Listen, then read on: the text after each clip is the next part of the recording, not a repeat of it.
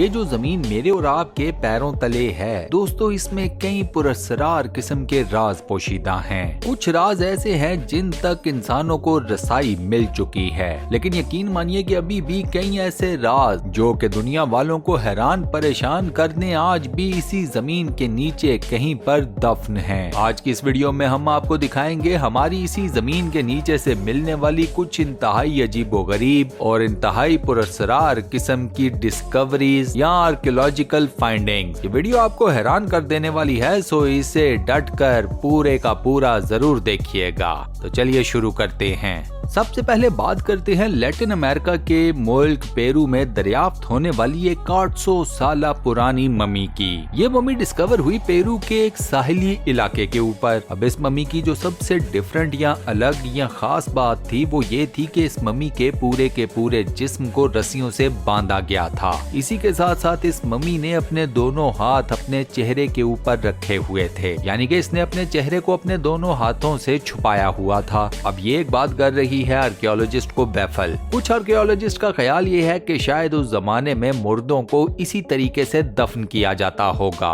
इसके अलावा इस मम्मी की अभी तक एग्जैक्ट कार्बन डेटिंग नहीं हो सकी ताकि पता चले कि ये मम्मी असल में कितने साल पुरानी है, इनफैक्ट कितने 100 साल पुरानी। वो कब्र जिसमें से ये मम्मी निकाली गई है उसी कब्र में से मिट्टी के बर्तन भी मिले हैं, पत्थर के बने हुए औजार मिले हैं और सब्जियों की बाकियात मिली हैं। जी हाँ, वही सब्जियां जो मैं और आप खाते हैं। ये भी एक काफी डिफरेंट किस्म की फाइंडिंग हुई है इस एक मम्मी से रिलेटेड। फिलहाल आर्कियोलॉजिस्ट ने इस मम्मी की एज का जो अंदाजा लगाया है वो तो है 800 साल पुरानी, लेकिन ये मम्मी इस टाइम फ्रेम से भी ज्यादा पुरानी हो सकती है। नेक्स्ट आपको लेकर चलता हूँ सऊदी अरब के एक सहराई इलाके में जिसका नाम है हिरात इकबार। इस इलाके में जमीन के ऊपर इंतहाई स्ट्रेंज किस्म की मार्किंग्स आपको नजर आती हैं। मजे की बात यह है कि जमीन के ऊपर मौजूद ये निशानात 9000 साल से भी ज्यादा पुराने हैं। इन मार्किंग्स की शक्ल भी काफी ज्यादा अजीबोगरीब है। कुछ कोन्स की फॉर्म में है, कुछ सर्कल्स की फॉर्म में है, कुछ पतंगों या काइट्स की फॉर्म में है और कुछ दरवाजों या डोरवेज की फॉर्म में है। ये कार्विंग साइज में इतनी बड़ी हैं कि आप इन्हें बड़े आराम से गूगल अर्थ के ऊपर भी देख सकते हो। मजे की बात यह है कि कुछ लोग इस जगह को जहन्नुम का दरवाजा भी कहते हैं और इन्हीं मार्किंग्स या निशानात की वजह से कहते हैं। ये निशानात इंसानों को मिले तकरीबन 100 साल पहले और हम इंसान अभी तक इनका मतलब समझने की जुस्तजू में मसरूफ हैं। यहाँ आपको एक और दिलचस्प बात बताता हूँ और वो ये है कि इन मार्किंग्स या निशानात को टेक्निकल नाम जो दिया जाता है वो है पेट्रोग्लिफ्स का। ऐसे ही अजीबोगरीब किस्म के पेट्रोग्लिफ्स आपको इंडिया की रियासत महाराष्ट्र में भी नजर आते हैं। महाराष्ट्र में मौजूद तो ये पेट्रोग्लिफ्स आपको अपना सर खुजाने में मसरूफ कर देते हैं। रीजन ही कुछ ऐसी है, सुनिए जरा। महाराष्ट्र में मौजूद ये मार्किंग्स या निशानात भी हजारों साल पुराने हैं। कुछ की शक्ल इंसानों से मिलती है और कुछ की मिलती है जानवरों से, लेकिन मसला ये है कि जो जानवर पेट्रोग्लिफ्स में आपको बने हुए नजर आते हैं वो इस इलाके के जानवर हैं ही नहीं। मिसाल के तौर पर इन पेट्रोग्लिफ्स में आपको नजर आते हैं राइनोसॉर और हिपोपोटामस। अब ये दोनों जानवर हैं बेसिकली अफ्रीकन नेटिव। माहिरीन का मानना ये है कि इस बात का सवाल ही पैदा नहीं होता कि आज से 10,000 साल पहले जब ये पेट्रोग्लिफ्स महाराष्ट्र के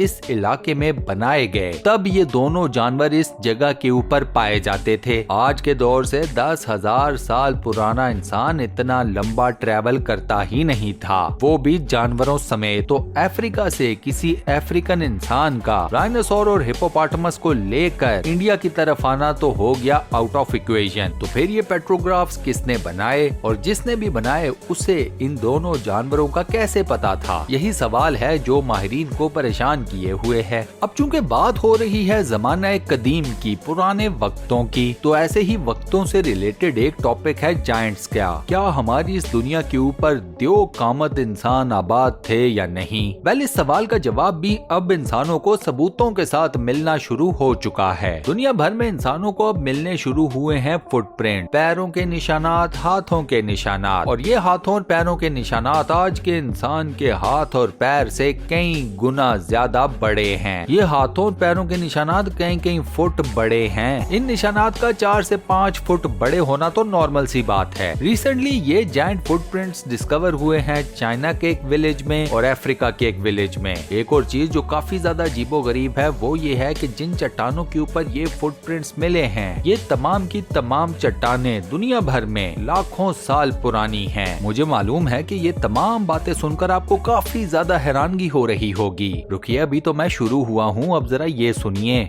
ये नेक्स्ट अजीबोगरीब किस्म का खजाना जो कि हमारी जमीन ने हम इंसानों के सामने खोला, ये खोला गया कोसोवो में। पहाड़ी सिलसिले के ऊपर एक आर्कियोलॉजिस्ट वॉक कर रही थी। वॉक करते हुए इस खातून को मिला एक इंतहाई अजीबोगरीब किस्म का नजर आने वाला पत्थर। इस पत्थर के बीचों बीच एक मैग्नेटिक कॉइल मौजूद था, या यूं कह लीजिए कि तराश कर एडजस्ट किया गया था, लगाया गया था। इस मैग्नेटिक कॉइल में मौजूद तमाम की तमाम तारें खालिस कॉपर की बनी हुई थी। इसके अलावा इस पत्थर के अंदर नजर आए 4 सुराख। ये चारों के चारों सुराख एक इंतहाई प्रॉपर किस्म की सिमेट्री में मौजूद थे। इन सुराखों को आप बिल्कुल इसी तरह का समझिए जिस तरह के हमारे यहाँ बिजली के सॉकेट्स में सुराख होते हैं, स्पेशली जिनमें 3 शू प्लग लगता है। अब इस अजीबोगरीब पत्थर के ऊपर जो इनिशियल रिसर्च की गई तो उससे पता ये चला कि ये है एक ट्रांसफॉर्मर। जी हाँ, उसी टाइप का जो गली मोहल्लों के बीच में लगा होता है, सिर्फ साइज का फर्क है। लेकिन अब प्रॉब्लम ये है कि इस बात का पता चलने के बाद अब हमारे सामने K2 जितना मसला खड़ा हो चुका है। वो मसला ये है कि ये पत्थर, इसकी कार्बन डेटिंग बताती है कि ये तो भैया है 20,000 साल पुराना। बिजली को हमारी इस दुनिया को रोशन किए हुए, या यूं कह लीजिए कि इंसानों ने बिजली पैदा करना 200 साल भी नहीं हुए सीखा है। तो भैया जी 20,000 साल पहले इंसानों के पास बिजली और ये ट्रांसफार्मर कैसे था? बस यही सवाल है और यही सबसे बड़ा मसला। नेक्स्ट आपको दिखाता हूँ द अलाबार स्टैचू। ये मुजस्मे दरियाफ्त हुए सीरिया या शाम में। ये बात आप सब लोग जानते हैं कि दुनिया की कदीम तरीन तहजीबें इसी खित्ते में बसा करती थीं। अलाबार स्टैचूज हैं मल्टीपल साइजेस में। कुछ का साइज सेंटीमीटर्स में है तो कुछ का साइज है फीट में। अब इन स्टैचूज की सबसे अजीबो गरीब बात है इनकी आंखें। इन स्टैचूज की आंखें काफी ज्यादा बड़ी और काफी ज्यादा अजीबो गरीब हैं। लोकल्स का मानना ये है कि ये पुरानी कौमों के खुदा थे जिनकी पूजा की जाती थी। दूसरी तरफ कुछ आर्कियोलॉजिस्ट का मानना ये है कि ये बुत इंसानों के थे ही नहीं, ये वो एलियन मखलूकात हैं जो कि जमीन पर उतरी और इस खित्ते में रहने वाले इंसानों ने इन एलियंस को अपने से ज्यादा ताकतवर पाया, क्योंकि एलियंस टेक्नोलॉजी में उस वक्त के इंसानों से काफी ज्यादा एडवांस थे। इंसान के अंदर ये चीज मौजूद है कि वो अपने से ज्यादा ताकतवर की पूजा करता है। सो उस वक्त के इंसानों ने या उस वक्त की तहजीब ने इन एलियंस के मुजस्मे बनाए और उनकी पूजा करनी शुरू कर दी, ये समझकर कि ये खुदा हैं। इन्हीं मुजस्मों से रिलेटेड एक थ्योरी ये भी है कि ये किसी भी तरह के कोई खुदाई बुत हैं ही नहीं। ये पुराने वक्तों के लोगों ने उस वक्त बनाए जब उन्होंने जिंदगी में पहली मर्तबा उल्लू देखा। उल्लू या ओल एक परिंदा है जिसे आप सब लोग बड़े अच्छे तरीके से जानते हैं। तो बेसिकली यूँ समझिए कि इन बुतों के बारे में भी अभी तक हम किसी खास और फाइनल नतीजे के ऊपर नहीं पहुंच सके। Next is Ulfberht swords. Viking के जमाने से ताल्लुक रखने वाली ये तलवारें साइंटिस्ट को आज भी पजल कर देती हैं। माहिरीन को ये बात पता चल गई है कि ये तलवारें वाइकिंग्स की थीं, उनके जमाने में ही बनी। तलवारें भी खास किस्म के जंगजू वाइकिंग्स को ही दी जाती थीं। यानी कि यूँ समझिए कि ये कोई आम तलवार नहीं थी, ये वाइकिंग्स के किसी भी कबीले के सरदार के पास ही हो सकती थी या किसी बहुत बड़े जर्नैल के पास। इन तलवारों को बनाते वक्त कार्बन की क्वांटिटी को इंतहाई प्रिसाइज रखा गया। उसका फायदा ये हुआ कि ना तो ये तलवारें ज्यादा मुड़ पाती थीं और ना ही जल्दी टूट जाती थीं। और प्रॉब्लम यह है कि इन तलवारों के बारे में इतनी ज्यादा इंफॉर्मेशन होने के बावजूद, दुनिया की तमाम तर टेक्नोलॉजी आज का इंसान अपने हाथ में होने के बावजूद इन तलवारों में से एक भी तलवार खुद से नहीं बना सकता। कोशिशें की गयी लेकिन वो तमाम कोशिशें हो गयी फेल। माहिरीन के मुताबिक इन तलवारों को बनाने के लिए जितने भी अज्जा हैं, इंग्रेडिएंट्स हैं, एलिमेंट्स हैं, इन सब की क्वांटिटी की प्रिसीजन बेहद खास रखी गई है। यही बात माहिरीन को परेशान करती है कि आज से तकरीबन हजारों साल पहले वाइकिंग्स के लिए तलवारें बनाने वाले ये लोग कौन थे और उन्होंने ये तलवारें किस तरीके से बना ली, वो भी बगैर किसी टेक्नोलॉजी के। नेक्स्ट आपको दिखाता हूँ चाइना के मशहूर जमाना ग्रोटोस। चाइना में मिलने वाले ये स्ट्रक्चर्स आज से 2000 साल पुराने हैं। ये सारे के सारे स्ट्रक्चर जमीन की तह के नीचे खुदाई करके बनाए गए। चाइना के अंदर अब तक इस किस्म के 36 यानी कि 36 ग्रोटोस डिस्कवर हो चुके हैं। इन तमाम ग्रोटोस का टोटल एरिया तकरीबन 30,000 स्क्वायर मीटर्स का बनता है। ये तमाम के तमाम स्ट्रक्चर्स बने हैं सिल्क स्टोन के और इनके अपने कुछ खास फीचर्स हैं, जैसे कि कमरे, सीवरेज सिस्टम और स्विमिंग पूल्स। इन स्ट्रक्चर्स की दीवारों के ऊपर खास किस्म की कार्विंग्स भी की गई हैं, जो कि आज के दिन तक बिल्कुल सही सलामत हैं। अब आर्कियोलॉजिस्ट इस सवाल का जवाब ढूंढ रहे हैं कि आज से कम 2000 साल पुराने इंसान ने ये इतने बड़े बड़े स्ट्रक्चर जमीन के नीचे इतनी खूबसूरती से कैसे बना लिए। बात फिर वही है कि उनके पास तो कोई मॉडर्न डे टेक्नोलॉजी थी ही नहीं। नेक्स्ट आपको दिखाता हूँ एक नक्शा जिसे पीरी रीस मैप भी कहते हैं। दुनिया का ये नक्शा बनाया एक मुसलमान ने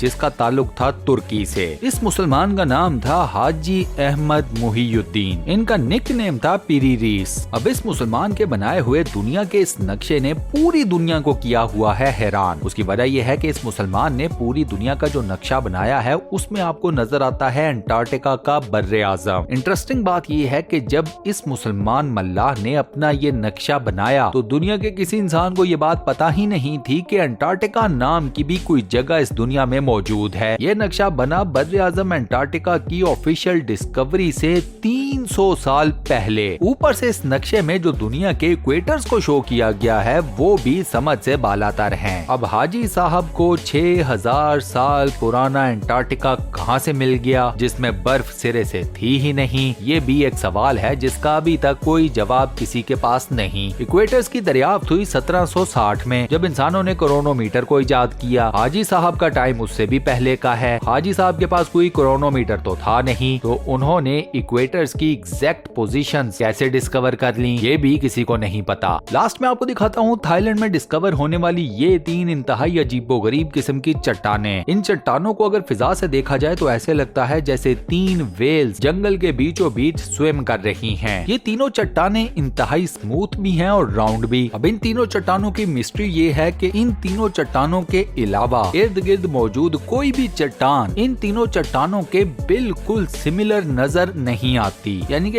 ये तीनों चट्टानें शेप में और साइज में बाकी इर्द गिर्द मौजूद तमाम चट्टानों से बिल्कुल डिफरेंट हैं। तो ये तो नहीं कहा जा सकता कि इन तीनों चट्टानों की फॉर्मेशन हो गई है नेचुरल प्रोसेस के तहत, क्योंकि फिर ये सवाल पैदा होता है कि क्या वो नेचुरल प्रोसेस सिर्फ इन्हीं 3 चट्टानों के ऊपर हुआ, इर्द गिर्द मौजूद बाकी किसी चट्टान पर नहीं हुआ। कुछ माहिरीन का ये मानना है कि ये चट्टानें बनाई किसी पुरानी सिविलाइजेशन ने जो कि इस इलाके में रहती थी। दूसरी तरफ कुछ माहिरीन का ये ख्याल है कि ये तीनों चट्टानें किसी पुराने समुद्री जानवर की फॉसिल्स हैं। अब इस सवाल का असल जवाब क्या है ये तो ऊपर वाला ही जाने। हम आपको हैरान करते हुए आज की वीडियो को यहाँ पर करते हैं दी एंड। दोस्तों आज की वीडियो में मैंने आपको जितनी भी अजीबोगरीब किस्म की जमीन से मिलने वाली चीजों से रिलेटेड वीडियोस दिखाई हैं, क्लिप्स दिखाए हैं, आपको कौन सी डिस्कवरी सबसे ज्यादा मजेदार लगी, जिसने आपको सबसे ज्यादा हैरान किया हो, मुझे अपना जवाब नीचे कमेंट सेक्शन में जरूर बताना। इसके अलावा वॉइस ओवर कैसा लगा, वीडियो कैसी लगी, मुझे उसका फीडबैक भी नीचे कमेंट सेक्शन में देना मत भूलना। वीडियो को बंद करने से पहले एक छोटी सी रिक्वेस्ट, और वो ये कि अगर आपने हमारे इस चैनल स्टूडियो 1 को सब्सक्राइब नहीं किया हुआ तो काइंडली हमारे इस चैनल को सब्सक्राइब जरूर कर लें, साथ बने हुए बेल के आइकन को प्रेस कर दे और नोटिफिकेशंस में ऑल लिखा नजर आएगा उस पर लाजमन क्लिक कर दीजिएगा। बाकी अपना बहुत ख्याल रखिएगा। मैं आपसे मिलता हूँ नेक्स्ट वीडियो में।